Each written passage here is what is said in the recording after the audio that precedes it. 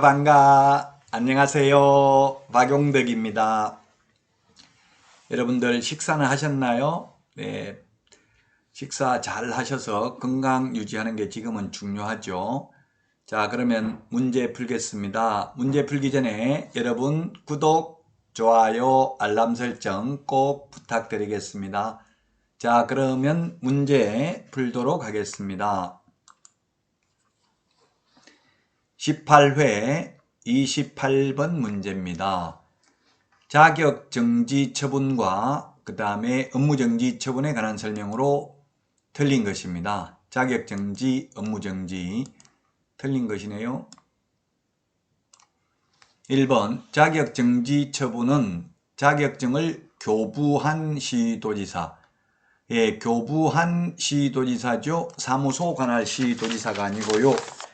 우리 프린터 내드린 거 54번 맨 밑에 보면은 자격증 재교부, 그 다음에 자격 취소, 자격정지, 자격증 반납, 자격증 미반납 시 가태료부가 모두 교부한 시도지사였죠. 청문하고 의견 진술 기회는 사무소 관할 시도지사였습니다. 그리고 업무정지 처분은 등록관청이 합니다.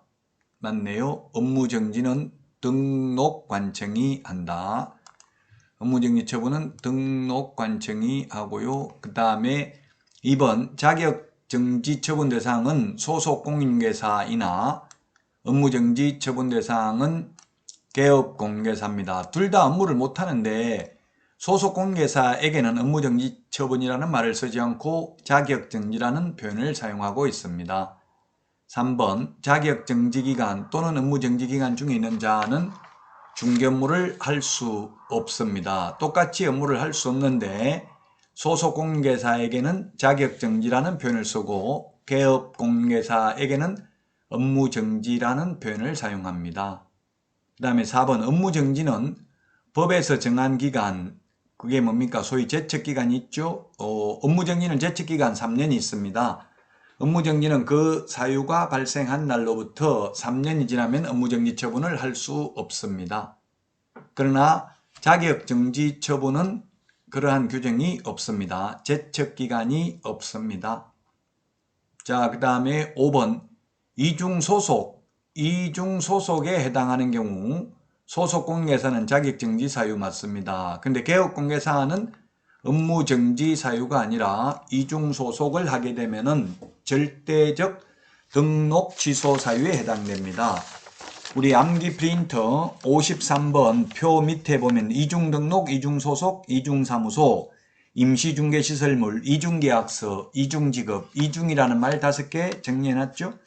이중등록, 이중소속은 절대적 취소 사유에 해당되고요. 소속공개사가 이중소속하면 자격정지 사유고요. 그 다음에 이중사무소, 이중계약서는 임의적 취소, 소속공개사는 자격정지 사유고요. 이중직업은 다른 말로 겸업이라고 하죠. 겸업의 경우에는 개인의 경우 탑법에서 규제하지 않는 한 겸업할 수 있고요. 다만 법인인 경우에는 법 제14조에 규정된 업무 외의 업무를 겸업하면 임의적 취소입니다. 이중등록, 이중소속, 이중사무소, 이동이용이한 임시중개시설물 뜻다방의 경우에는 1년 이하의 징역이나 1,000만 원 이하의 벌금 대상이기도 합니다. 28번에 정답 5번이 되겠습니다.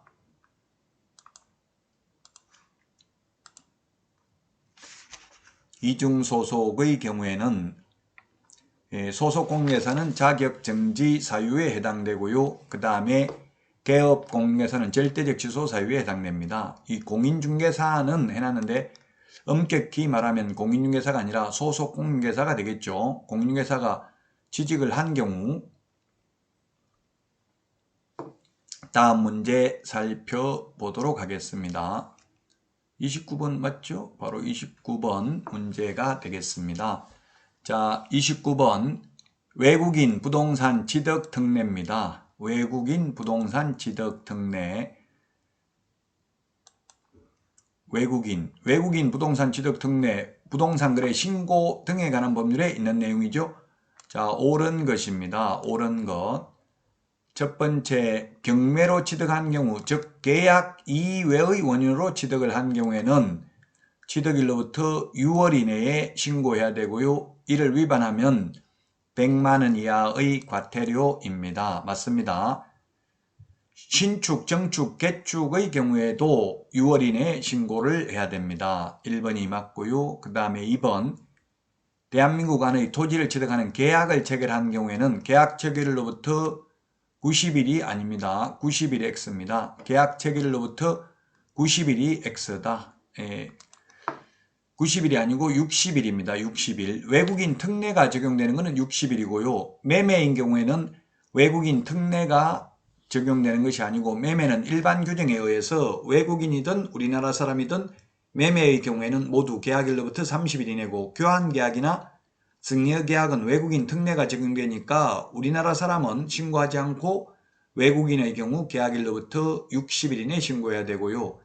계약일로부터 60일 이내 신고 안 하면 300만 원 이하의 과태료고요.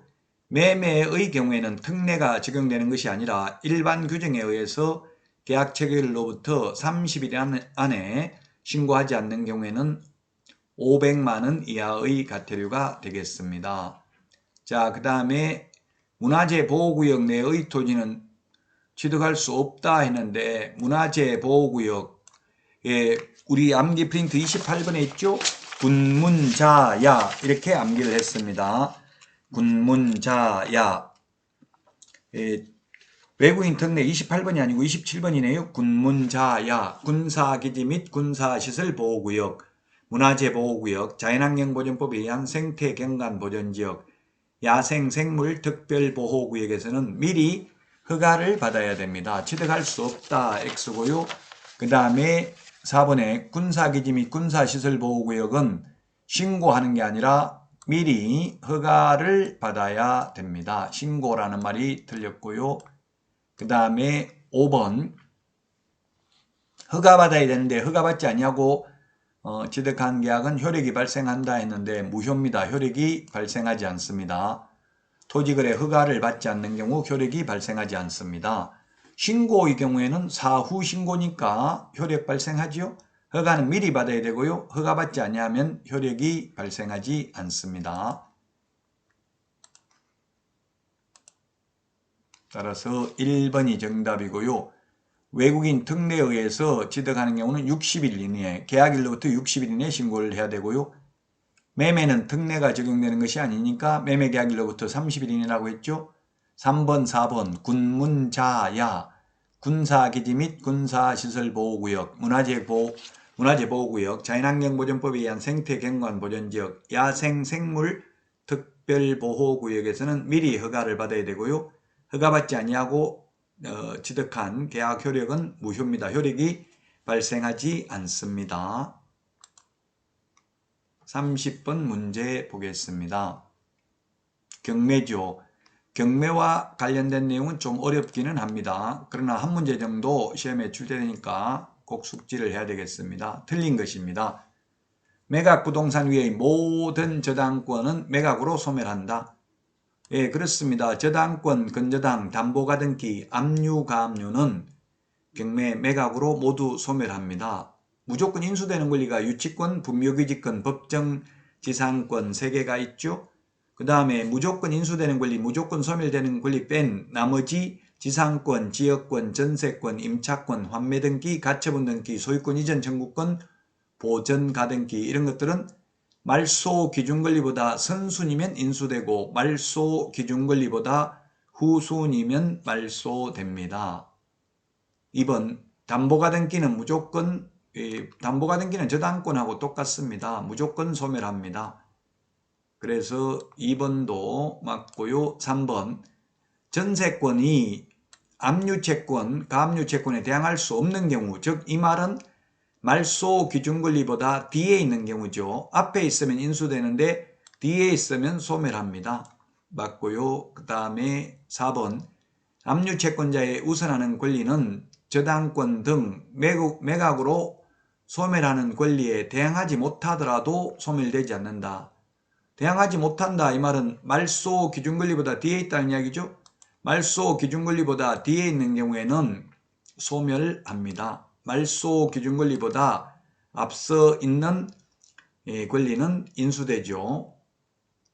전세권, 임차권, 지상권, 지역권 이런 것이 말소 기준권리보다 선순위면 소멸되지 않습니다. 대항하지 못한다 이 말은 후순위이기 때문에 소멸합니다. 자, 그 다음에 5번 유치권자는 매수인에 대하여 그 피담보채권의 변제가 있을 때까지 유치 목적물인 부동산의 인도를 거절할 수 있을 뿐이고 그 피담보채권의 변제를 청구할 수는 없다. 즉 이게 무슨 말이냐면 유치권자는 물권이기 때문에 경매 신청권은 있지만 우선 변제권은 없습니다. 그러나 강력한 우선 변제적 효력은 있죠. 왜냐하면 유치 목적물인 부동산 인도를 거절할 수 있기 때문에 돈 다 줄 때까지는 유치하고 있고 가지고 있고 내주지 아니할 수 있으니까 강력한 우선 변제적 효력은 있지만 우선 변제권은 없습니다. 틀린 것은 따라서 4번이 정답이 되겠습니다.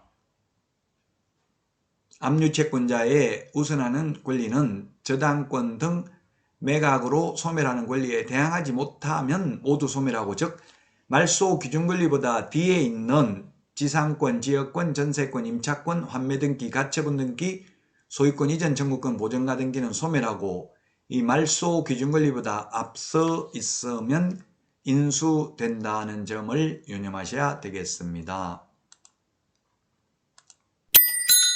여러분 도움되셨나요? 도움되셨다면 구독, 좋아요, 알람 설정 꼭 부탁드리겠습니다. 오늘도 숙제가 아닌 축제 같은 하루 되시기 바랍니다. 수고 많으셨습니다. 다음 시간에 다시 찾아뵙겠습니다. 안녕히 계십시오. 안녕.